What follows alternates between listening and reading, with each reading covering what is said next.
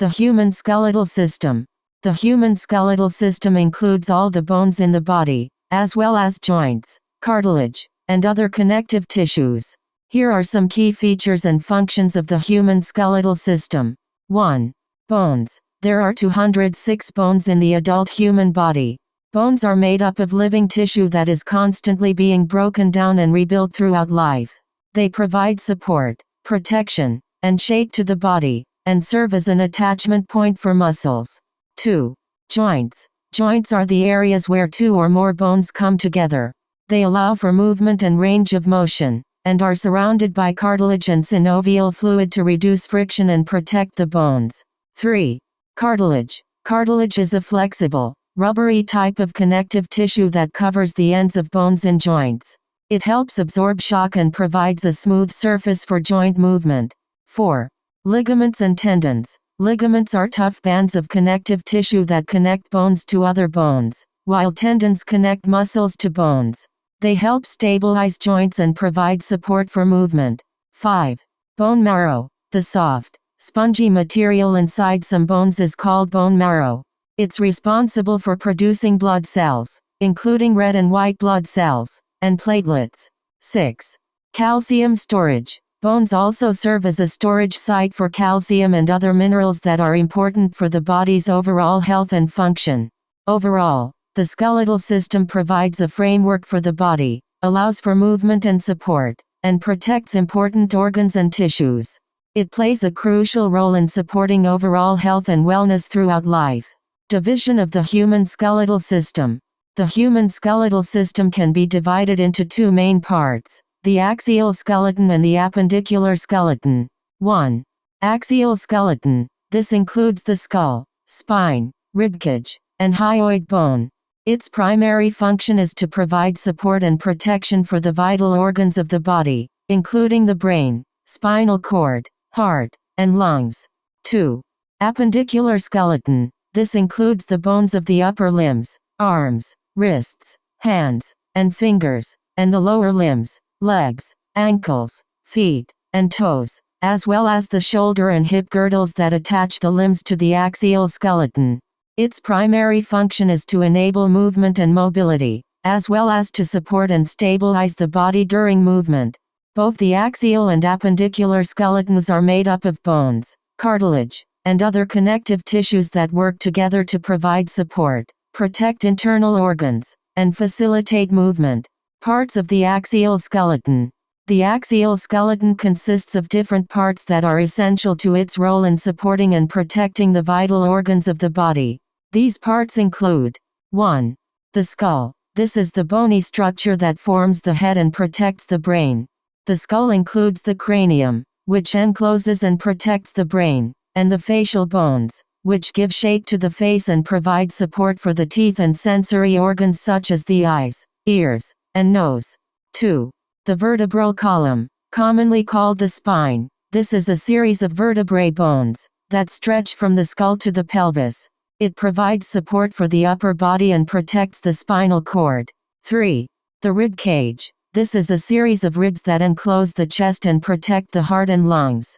The rib cage is attached to the spine and sternum breastbone, and expands and contracts during breathing. 4. The hyoid bone. This U-shaped bone is located in the neck and serves as an attachment point for muscles involved in swallowing and speech. Other structures that are sometimes considered part of the axial skeleton include the sacrum and coccyx, lower part of the spine, the sternum, and the auditory ossicles, tiny bones in the inner ear involved in hearing. The skull. The skull is the bony structure that forms the head of the human body and acts as a protective casing for the brain. It is composed of various bones that are interconnected by sutures, which are fibrous joints that allow some flexibility and movement between the bones. The two main parts of the skull are the cranium and the facial bones. The cranium is made up of 8 bones that enclose and protect the brain. The facial bones consist of 14 bones that support the face and provide attachments for muscles involved in facial expressions, chewing, and speaking. These bones also contain cavities and structures for the eyes, ears, nose, and mouth.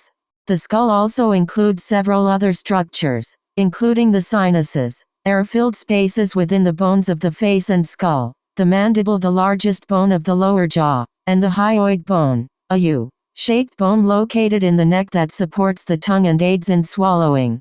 The skull plays a crucial role in protecting the brain and sensory organs, as well as providing attachment sites for muscles and supporting the facial features. Ribcage and sternum. The ribcage and sternum are parts of the axial skeleton of the human body. The ribcage consists of 12 pairs of ribs, which are curved bones that attach to the thoracic vertebrae bones of the spine, at the back of the body and curve around to the front where they attach to the sternum breastbone. The first 7 pairs of ribs are called true ribs and are attached directly to the sternum via costal cartilages, while the remaining 5 pairs are called false ribs, with 3 pairs attaching to the sternum indirectly via cartilage and 2 pairs that are not attached to the sternum. The ribcage plays an essential role in protecting the heart and lungs, as well as providing a framework for muscles involved in breathing. The sternum is a flat bone that runs along the center of the front of the chest, with the ribcage attached to it. It consists of 3 parts: the manubrium, the body, and the xiphoid process. The manubrium is the top part of the sternum, which is shaped like the letter T and connects to the clavicles collarbones. The body is the middle part of the sternum, shaped like a sword, and connects to the ribs. Finally, the xiphoid process is the short, pointed projection at the bottom of the sternum. The sternum plays an important role in protecting the heart and lungs from injury, as well as providing attachment sites for various muscles involved in breathing, bending, and twisting. The vertebral column. The vertebral column, also known as the spine or spinal column, is the bony structure that extends from the skull to the pelvis and serves as the main axis of the human body.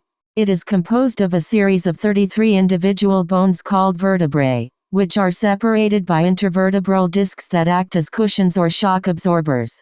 The vertebral column has several distinct regions: the cervical, neck, region, the thoracic chest, region, the lumbar, lower back, region, the sacrum, pelvis, region, and the coccyx, tailbone, region.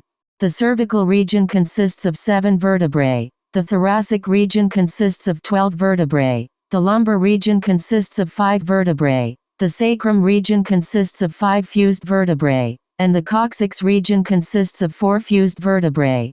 The vertebral column provides several important functions in the body, including protecting the spinal cord and nerve roots, supporting the head and upper body, allowing movement, and maintaining posture. The vertebrae are also important attachment sites for various muscles, tendons, and ligaments involved in movement and stability. The 5 types of vertebrae. The 5 types of vertebrae are: 1. Cervical vertebrae. There are 7 cervical vertebrae located in the neck.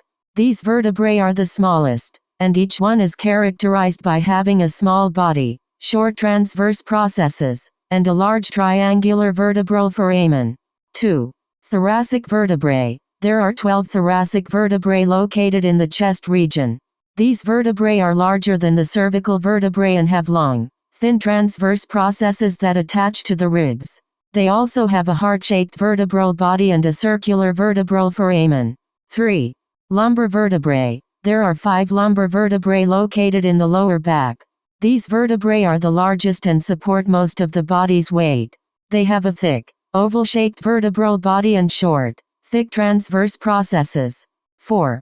Sacral vertebrae. There are 5 sacral vertebrae that are fused together to form the sacrum, which is located in the pelvic region. The sacrum is a triangular-shaped bone that forms part of the pelvis and provides a strong foundation for the spine. 5. Coccygeal vertebrae. There are 4 coccygeal vertebrae located at the base of the spine. They are small and usually fused together to form the coccyx, which is also known as the tailbone. The coccyx serves as an attachment site for various muscles and ligaments in the pelvic region. Adaptations of cervical vertebrae. Cervical vertebrae are specialized in their shape and structure to provide a range of movements and support the weight of the head. The adaptations of cervical vertebrae include: 1. Bifurcated spinous process. The spinous process of the cervical vertebrae is often bifurcated, meaning it is split into 2 branches. This adaptation allows for attachment of muscles and ligaments and enables greater movement and flexibility in the neck. 2. Transverse foramina. Cervical vertebrae have transverse foramina or openings near the transverse processes, which provide a passage for the vertebral artery and vein to supply blood to the brain. 3. Small size. Cervical vertebrae are smaller than other types of vertebrae, which reduces their weight and allows for greater movement and flexibility without compromising stability. 4. Greater mobility. The cervical vertebrae have a unique shape that allows for greater mobility in the neck region. The first two cervical vertebrae, atlas and axis, are particularly important as they allow for rotation of the head. 5. Increased range of motion. The joints between the cervical vertebrae are synovial joints, which allow for greater range of motion compared to other types of joints. They are also reinforced by ligaments that provide stability and prevent excessive movement. Adaptations of thoracic vertebrae. Thoracic vertebrae are specialized in their shape and structure to provide support and protection for the thoracic organs, including the heart and lungs. The adaptations of thoracic vertebrae include 1. Articulation with ribs. Thoracic vertebrae have facets on their bodies and transverse processes that articulate with the ribs, which provide support and protection for the thoracic organs and allow for movement of the rib cage during respiration. 2. Heart-shaped body. Thoracic vertebrae have heart-shaped vertebral bodies which are wider from side to side than they are from front to back, providing greater support for the thoracic organs. 3.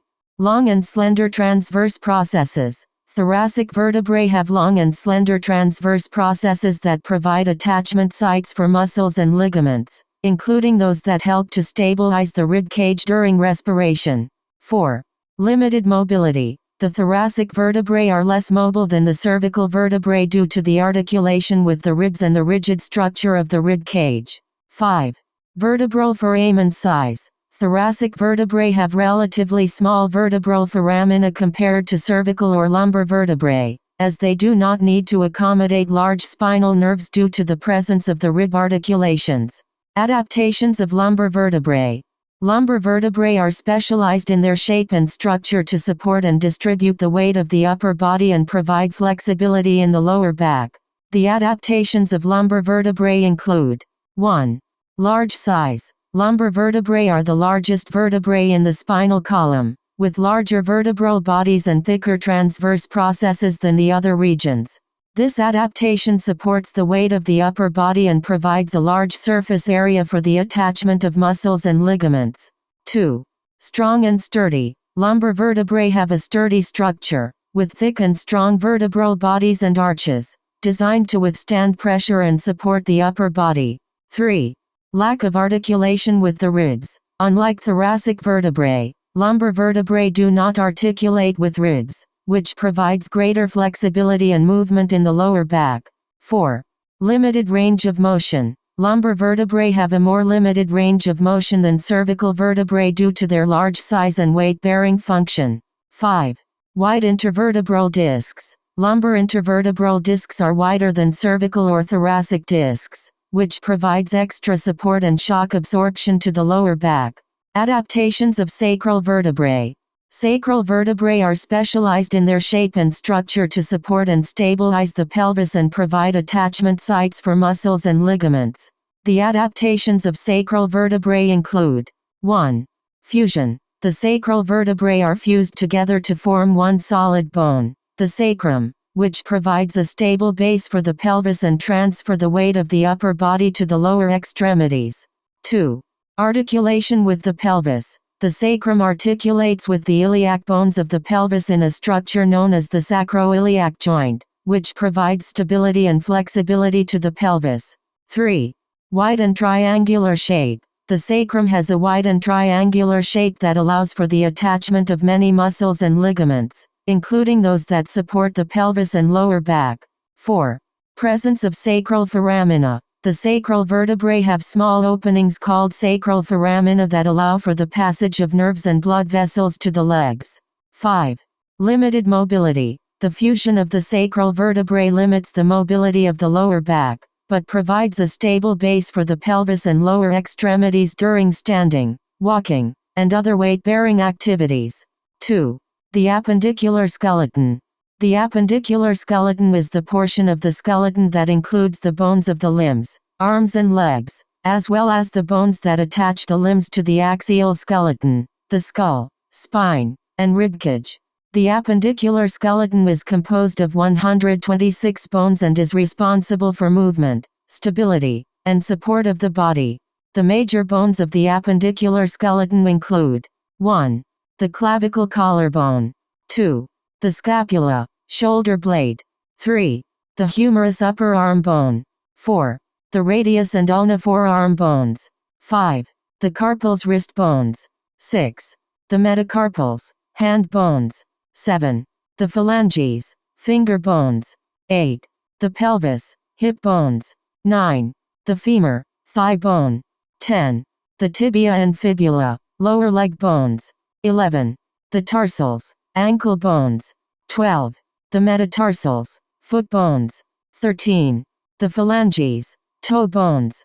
The appendicular skeleton also includes important structures such as the socket-like acetabulum, which attaches the femur to the pelvis, and the pectoral and pelvic girdles.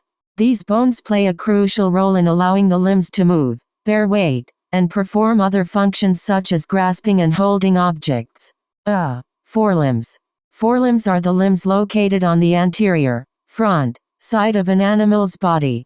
In vertebrates, forelimbs are used for a variety of functions, including movement, stability, support, and manipulation of objects. The structure of forelimbs is adapted according to the animal's specific needs and lifestyle, and can vary greatly across different species. However, many animals have forelimbs with a similar general structure, including 1. Humerus, the upper arm bone that articulates with the shoulder. 2. Radius and ulna, the bones of the forearm. 3. Carpals, the wrist bones. 4. Metacarpals, the hand bones. 5. Phalanges, the bones of the fingers or other digits. In tetrapods, the forelimbs are important for activities such as walking, swimming, crawling, and flying, and are often adapted for specific functions. For example, 1. Birds have forelimbs that are adapted for flight, with elongated metacarpals and phalanges that form the primary feathers of the wings. 2.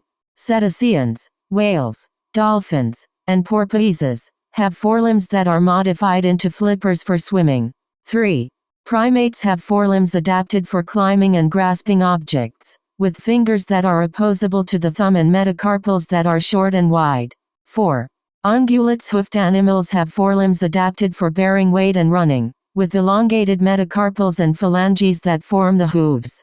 Overall, the structure and function of forelimbs are adapted to the specific needs of the animal for activities such as movement, manipulation of objects, or hunting. Describing the pentadactyl limb plan. The pentadactyl limb plan is a term used to describe the general limb structure of many vertebrates, which consists of 5 digits or fingers. Pentadactyl means 5 digits. This limb structure can be observed in a wide range of animals, including mammals, birds, reptiles, and amphibians. The pentadactyl limb plan consists of a series of bones that form the arm or leg, known as the long bones. These bones typically include the humerus in the upper arm, the radius and ulna, in the forearm, and the metacarpals or metatarsals, in the hand or foot. The digits or fingers are formed by smaller bones called phalanges, which connect to the metacarpals or metatarsals. The pentadactyl limb plan is thought to have evolved from the fins of early fish, which also had a similar structure of bony rays or segments. The evolution of pentadactyl limbs allowed for greater flexibility and control, which enabled animals to perform a wider range of movements and develop specialized functions, such as grasping, running, and flying. Although the basic structure of the pentadactyl limb plan is similar across different species, there are also many variations in limb structure depending on the specific needs and adaptations of the animal. For example, some animals have reduced or fused digits, while others have elongated or modified limbs for specific functions such as swimming, climbing, or digging. Pectoral girdle. The pectoral girdle, also known as the shoulder girdle, is a bony structure that provides attachment for the bones of the forelimbs to the axial skeleton, the skull, spine, and ribcage. The pectoral girdle consists of 2 bones on each side of the body, the scapula, shoulder blade, and the clavicle collarbone. The clavicle is an S-shaped bone that connects the sternum breastbone to the scapula, providing a stable attachment point for the arm and helping to protect the underlying blood vessels and nerves. The scapula is a flat, triangular bone that lies on the posterior rear aspect of the body, and forms a joint with the humerus upper arm bone. Together, the scapula and clavicle allow for a wide range of motion in the shoulder joint, including flexion, extension, abduction, adduction, and rotation. The pectoral girdle is important for supporting and positioning the upper limb and providing a wide range of movement. It is also important for transmitting forces from the upper limb to the axial skeleton, as well as providing protection to underlying structures. The pectoral girdle is highly mobile and less stable than the pelvic girdle, the bony structure that connects the legs to the axial skeleton, allowing for greater flexibility and movement of the upper limb. Adaptations of the scapula. The scapula, also known as the shoulder blade, is an important bone in the pectoral girdle shoulder girdle that plays a crucial role in arm movements and stability. One of the main adaptations of the scapula is its large range of motion, which allows for greater flexibility and control of arm movements. Some other adaptations of the scapula include 1. The shape of the scapula. The scapula has a triangular shape with a flattened surface that allows for attachment of several muscles. The acromion process, a bony protuberance on the scapula, allows for attachment of the clavicle and the trapezius muscle, which helps in stabilizing the shoulder and neck. 2.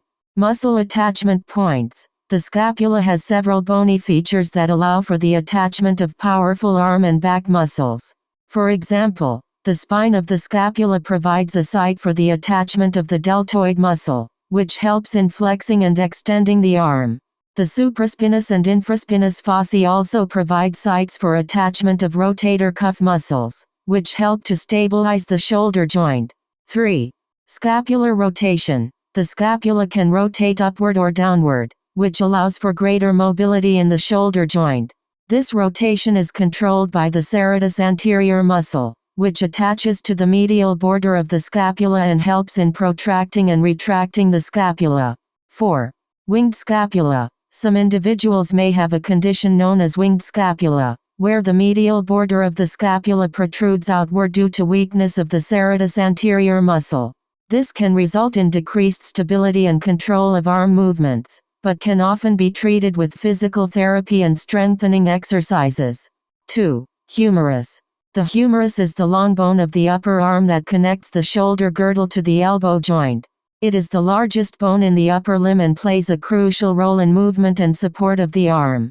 Some adaptations of the humerus include 1. Muscle attachment sites. The humerus has several ridges, bumps and grooves all over its length, which provide sites for attachment of muscles that extend, flex, rotate and stabilize the arm. For example, the deltoid tuberosity provides attachment for the deltoid muscle which helps in lifting the arm, while the medial and lateral epicondyles allow for attachment of the forearm muscles that move the elbow. 2. Large head and greater tubercle. The head of the humerus is large and rounded, and forms a ball and socket joint with the scapula to allow for a wide range of arm movements. The greater tubercle, which is a bony projection on the lateral aspect of the humerus, provides sites for the attachment of several rotator cuff muscles that help to stabilize the shoulder joint. 3. Bone curvature. The humerus is curved, with the shaft of the bone forming an arch that helps to absorb shock and distribute forces during movement. This curvature also provides leverage and strength for movements such as throwing and lifting. 4. Bone density and thickness. The humerus has a thick and dense cortex, particularly in the middle of the shaft where it experiences the most stress during activities involving the arm. This helps to prevent fractures and injuries, particularly in athletes or individuals who engage in repetitive overhead arm movements. 3. Ulna and radius and their adaptations. The ulna and radius are the 2 bones of the forearm that extend from the elbow to the wrist. They work in tandem to allow for the rotation of the forearm and play a crucial role in movements such as grasping, gripping and twisting. Here are some adaptations of the ulna and radius. 1. Joint articulations. The ulna and radius articulate with each other at the proximal and distal radio-ulnar joints to allow for forearm rotation. The head of the radius and the radial notch of the ulna form the proximal radio-ulnar joint, which allows for pronation and supination of the forearm. The distal ends of the two bones articulate with the wrist bones, allowing for movement in the wrist joint as well. 2. Cross-sectional shape. The ulna is a longer and thinner bone compared to the radius and has a triangular cross-sectional shape. This helps to provide stability and strength to the forearm, particularly during movements such as gripping or carrying heavy objects. The radius has a more cylindrical shape which allows for greater range of motion and flexibility. 3. Muscle attachment sites. The ulna and radius have numerous muscle attachment sites that allow for the movement and stabilization of the forearm. For example, the supinator muscle attaches to the lateral epicondyle of the humerus and the supinator crest of the ulna, which helps in the rotation of the forearm. The pronator teres muscle attaches to the medial epicondyle of the humerus and the coronoid process of the ulna, which helps in pronation of the forearm. 4. Radial tuberosity. The radial tuberosity is a bony projection on the medial aspect of the radius that provides a site for attachment of the biceps brachii muscle. This allows for the flexion of the elbow and the supination of the forearm, crucial movements in daily activities such as lifting and carrying objects. 5. Carpals, metacarpals and phalanges. The carpal bones, metacarpal bones, and phalanges are the bones of the hand. Together, they provide support, flexibility, and strength for various manual tasks and are essential for fine motor skills and dexterity. Here are some adaptations of the carpal bones, metacarpal bones, and phalanges. 1. Joint articulations. The carpal bones form joints with both the radius and the metacarpals, allowing for movements in the wrist and hand. The metacarpals articulate with the carpals at the wrist and with the phalanges at the base of the fingers. The phalanges articulate with each other at the finger joints, allowing for movement and flexibility. 2. Shape. The carpal bones are small and irregularly shaped, arranged in 2 rows of 4 bones each, which allows for flexibility and mobility at the wrist joint. The metacarpal bones are long and cylindrical, providing support and strength to the hand. The phalanges are smaller and have a more complex shape which allows for greater range of motion of the fingers. 3. Muscle attachment sites. The carpal and metacarpal bones have several sites for the attachment of muscles that control movement and stability of the hand. For instance, the extensor muscles of the wrist attach to the radial side of the wrist bones, scaphoid and trapezium, while the flexor muscles attach to the ulnar side, pisiform and hook of Hammett. The phalanges also have muscle attachment sites that help control the bending and straightening of the fingers. 4. Compact structure. The carpal and metacarpal bones are compact and strong, which allows for a firm grip and the ability to perform various manual tasks such as writing, typing, and handling tools. The phalanges are also compact and strong, but lighter in weight than the other 2 types of bones, which allows for greater mobility and flexibility of the fingers.